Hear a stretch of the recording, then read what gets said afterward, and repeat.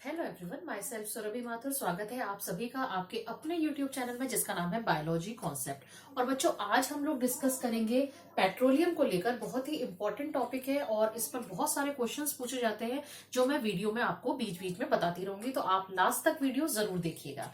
लेकिन स्टार्ट करने से पहले आप सभी से ये रिक्वेस्ट है कि आप चैनल को ज्यादा से ज्यादा लाइक करें, शेयर करें और सब्सक्राइब करें।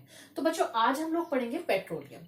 बेटा, पेट्रोलियम जो वर्ड है वो दो वर्ड से मिलके बना है। एक है पेट्रा और दूसरा है ओलियम।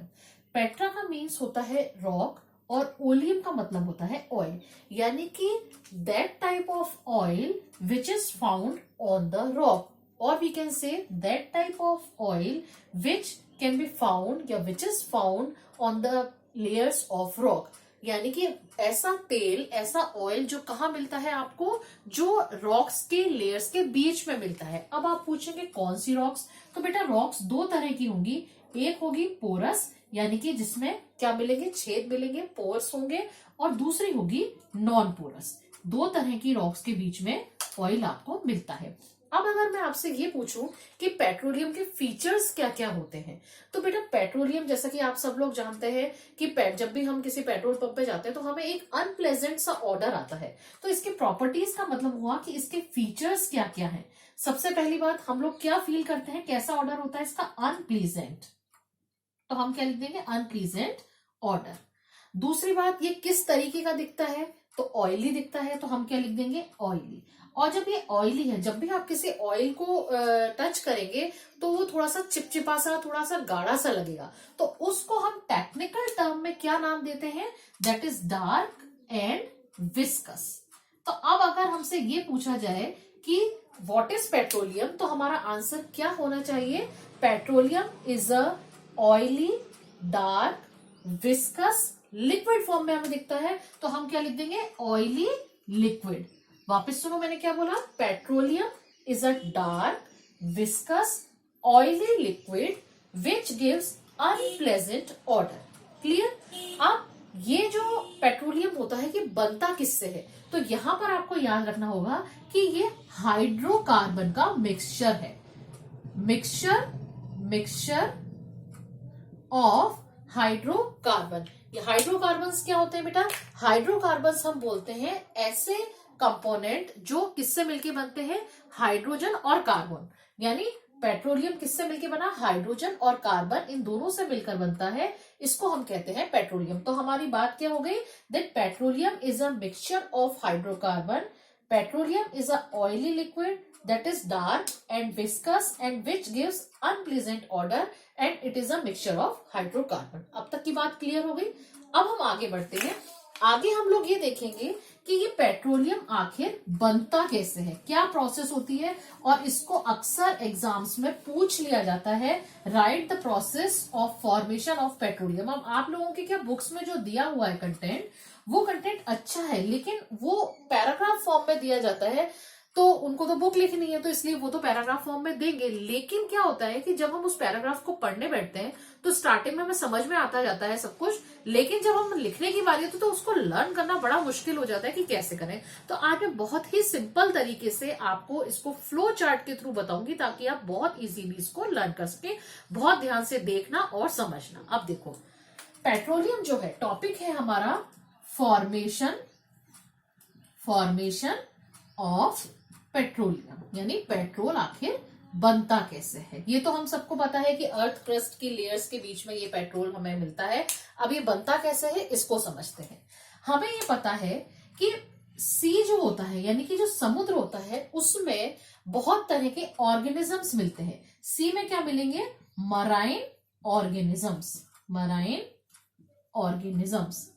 अब अगर बेटा मैं ऑर्गेनिज्म वर्ड लिख रही हूं, इसका मतलब इसमें प्लांट्स और एनिमल्स दोनों इंक्लूड है, ठीक है।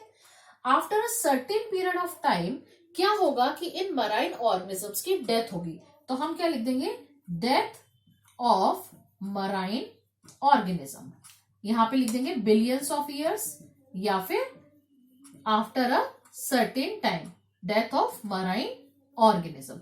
अब क्या होगा कि ये इनकी जब डेथ हुई मराइन ऑर्गेनिजम्स की, तो ये सारे के सारे क्या होंगे, ये सारे के सारे वो जो सी बेड होगा, उस सी बेड पर एक्यूमुलेट हो जाएंगे। तो हम क्या लिख देंगे, accumulation of marine organism on sea bed. ठीक है, अब क्या काम होगा, अब जब ये सी बेड पर है तो इन पर कंटिन्यू इतने सारे पानी का प्रेशर भी पड़ेगा। तो हम क्या लिख देंगे, प्रेशर प्लस टेम्परेचर, पानी का प्रेशर प्लस टेम्परेचर कैसा होगा, दोनों ही चीजें क्या होंगी, हाई होगी, जिसकी वजह से क्या होगा, ये और ज्यादा दब जाएंगे। तो अब क्या होगा कि इस पर साथ ही साथ क्या चीज होगी, बैक्टीरिया का अटैक, बैक्टीरियल डिकम्पोजिशन। तो बैक्टीरियल डिकम्पोजिशन का मतलब ये हुआ कि इन सारे ऑर्गेनिजम्स पर जब बैक्टीरियल अटैक होगा तो बैक्टीरियल अटैक होने की वजह से ये क्या होंगे, ऑर्गेनिज्म डिसइंटीग्रेट होंगे, डिकम्पोज होंगे।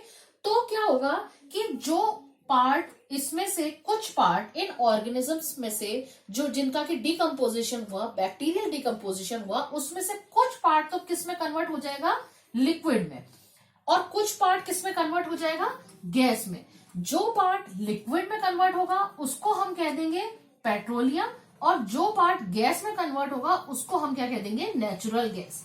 और ये इकट्ठा कहां पर होगा, ये जो समुद्र में मिलने वाली रॉक्स है, जो पोरस और नॉन पोरस रॉक है, उन पोरस रॉक्स के बीच में से ये सीप आउट होते हुए, बहते हुए, निकलते हुए इकट्ठा हो जाएगा नॉन पोरस रॉक्स पे। और चूंकि गैस जो होती है वो लिक्विड से हल्की होती है, तो उस पेट्रोलियम के ऊपर एक्यूमुलेट हो जाएगी नेचुरल गैस। अब देखो, वापस ध्यान से सुनो कि हमें करना क्या है, हमें लिखना क्या है एग्जाम में।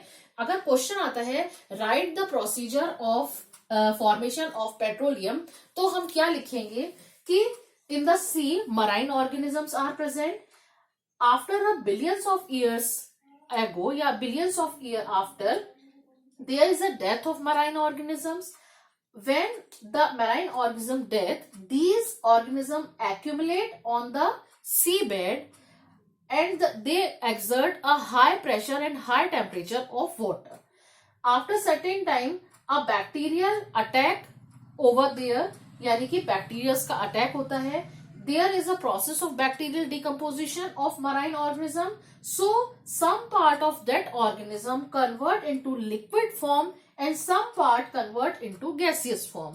The part which is convert into liquid form will known as petroleum, and the part which convert into gaseous form will known as natural gas. तो ये पूरा प्रोसीजर हुआ किसका, फॉर्मेशन ऑफ पेट्रोलियम का।